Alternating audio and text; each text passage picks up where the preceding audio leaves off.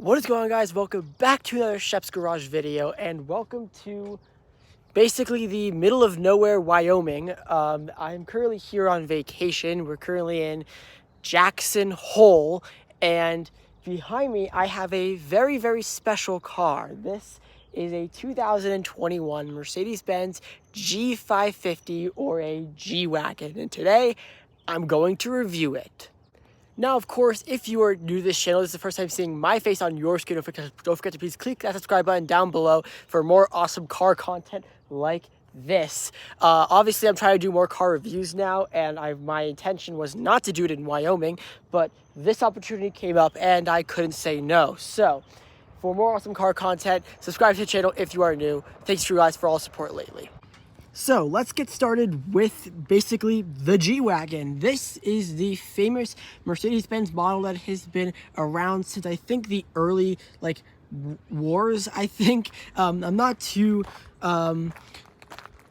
knowledgeable about the G-Wagon. I know a lot about them, don't know a lot about the history, but I know that the G-Wagon is soon going to be called the EQG, which is going to be a fully electric G-Wagon. This is the base model, which is the G550, which has a I think it's like a 5-liter V8 or something like that with around 480 horsepower. Or 450, 480 horsepower. And then, of course, there's the very famous G63, which is the very famous G-Wagon I think everybody buys and most people prefer. But this G550 model, I think, is still very, very good. First of all, let's talk about the exterior, and that is the overall appearance of the G-Wagon.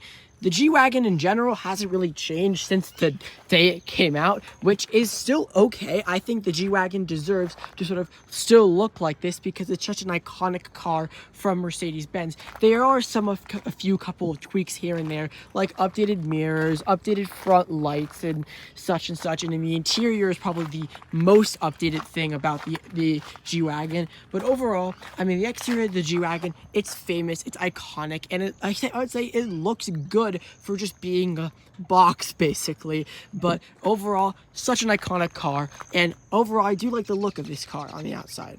I have to say, I do love the whole blacked out look with the black wheels, the black trim along the door handles. I think this has the night package, so you get the black wheel around the back here.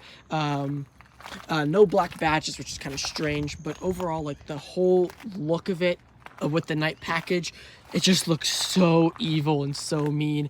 The bull bar on the front is gloss black, so that looks really, really, really neat. But overall, I do really love the look of this G-Wagon from the outside.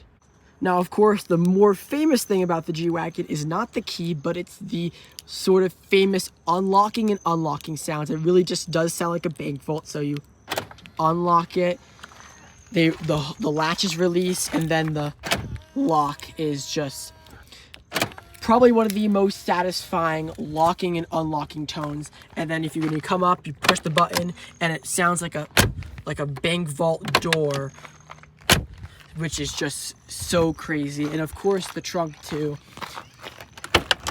which is just, it's so like, the doors are all like heavy, and it's so like, you know, bank vault-ish. It's crazy. But stepping in, overall look at the interior is good. Let's move on to the interior, actually. All right, so taking a look at the interior, ignore all of the stuff in it. Sorry about that. My hoodie, my water bottle, etc. This is where the G-Wagon has mostly been updated for the newest generation.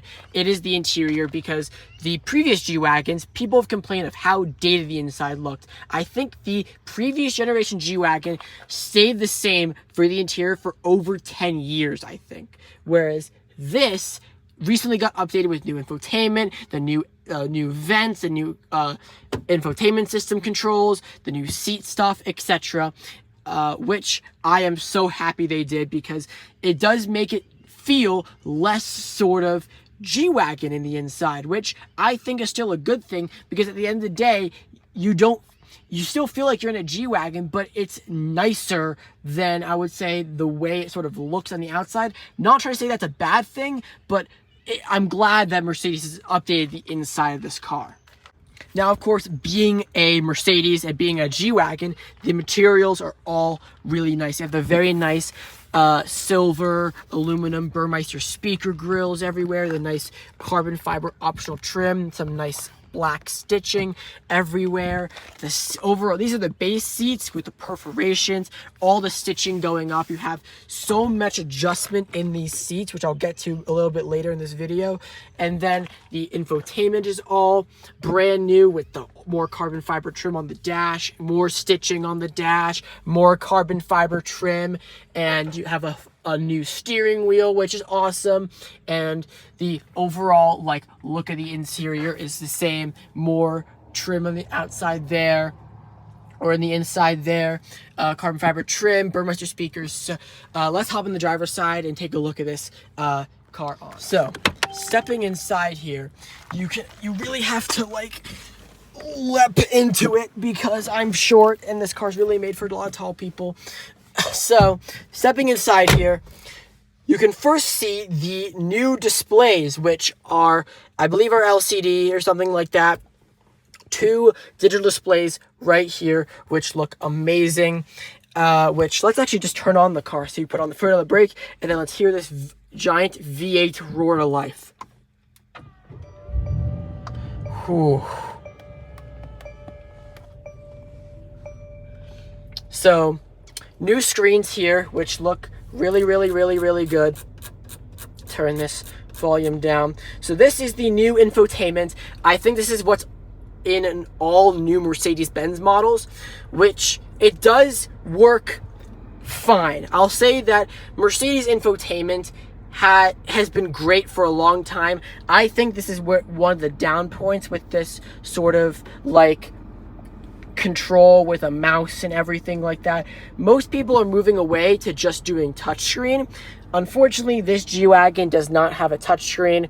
I think that if Mercedes ever does update it again, I think for the EQB, I think the a touchscreen would be worthy. But you control it down here with this little scroll dial. It works fine. I would say that obviously the newer Mercedes-Benz systems work better. But overall, for the time that this is a 2021, I would say this infotainment system is pretty good. The graphics are nice, it's simple to use, pretty easy to use, and you can actually go in and change a lot of the vehicle settings, like the seats and the lights and all the vehicle type stuff that you probably would find in a G-Wagon. Moving on from here, I do want to talk about 2 of my favorite features in this infotainment system. One of them is the ambient lighting, which unfortunately it is daytime out here in Wyoming. I can't really show that, but you can still see how configurable these ambient lights are inside here. I've always thought Mercedes has done such an amazing job with ambient lighting, and well, obviously, it is still pretty crazy here. So obviously you have the brightness, and then you can go in here and you have different sort of, in here you can change all the different colors of said ambient lighting, like blue, purple, and I think there are like over like 20 different combinations you can do. And then you can scroll and basically choose like if you want it brighter in the rear or brighter in the front or stuff like that, which I think is super, super cool. Overall, Mercedes-Benz ambient lighting, it's amazing. I think they do it better than any other like car company ever. Like, it's just amazing. One of my other favorite features that I'll highlight on now is the massaging seats. So you go in here and you can click massage, and you can click down here. That's pretty obviously hot, relaxing back, stuff like that. But over here, you can have active workouts, which I've heard about this. And basically what you can do is the car, you can push on parts of the seat with your body, and it sort of works you out, basically. Never tried it before. I will try it, and I'll let you guys know how it is in maybe an upcoming video. Not an upcoming video, I only have this car for today. But I've heard about this, and it's really, really cool. No other company, I don't think, does this other than Mercedes, and I think they still do it today in their S classes, in their E classes, stuff like that. But it's super, super cool that, you know, they have this sort of feature in the massage section. Moving on from the infotainment, I do want to talk about the seat controls, which these seat controls, this seat has so much adjustment. You can adjust the headrest, your back, your bottom, the little thigh extension under here. And what's also really nice is that there's memory seating on the passenger side. Obviously, in a car like this, I think you would want memory seating on the passenger side, but you can do all the same adjustments in the back too. Obviously, heating and ventilated seats as well in the front, which look really, really, really, which feel awesome, and also the perforations look really, really. Now, obviously, because it is a G-Wagon, you have loads of legroom and loads at headroom. I have a good like 5 inches or something, which is very nice. Obviously, a lot of SUVs today, they don't have a lot of great headroom in the backseat because most of it's just styling. That's the reason of why it's like that. Whereas, for example, the G-Wagon, it's just known to be a big box. So that gives the occupants loads of headroom, which is very, very, very nice, very convenient. And it's overall very comfortable back seat, still just as high quality as the front seat. And you have heated rear seats too, which is obviously a nice amenity. And then finally, of course, we move on to the trunk where the door is very heavy. And as you can see, average trunk space. It's good for this type of car.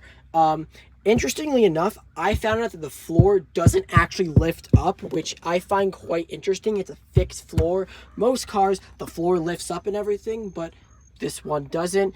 Lots of space back here, and you have a 115 volt house outlet back here, which is also very, very nice. And of course, to close it, it's always the most satisfying. You have to shove it closed, and it makes that big volt sound, which sounds, it's probably the most satisfying sound about this car. And so that is my review of the G-Wagon. This car has been awesome to spend with for today, and I've never been in a G-Wagon prior to this, and I have seriously love this car. I've always loved G-Wagons in the past, but I have seriously gotten to really, really like this car even more now. Would I buy a G-Wagon? And the answer is absolutely. Once I actually have the money to buy a G-Wagon, I would absolutely buy a G-Wagon. I would actually take this G550 version over a G63. I think this has a little bit more coolness over the G63. The G63 is cool, but I think this is cooler because it has the same level of G-Wagonness. I think it kind of represents how they looked like more in the olden days, whereas in the olden days they didn't have an AMG version. But I like this version more than the G63. But let me know in the comment section down below. Would you take a G550 or a G63 if you had the chance if you had the choice between the two? Thank you guys so much for watching this video. If you did, smash that like button, comment down below if you want to see any more videos, and I'll see you guys in the next one. Peace.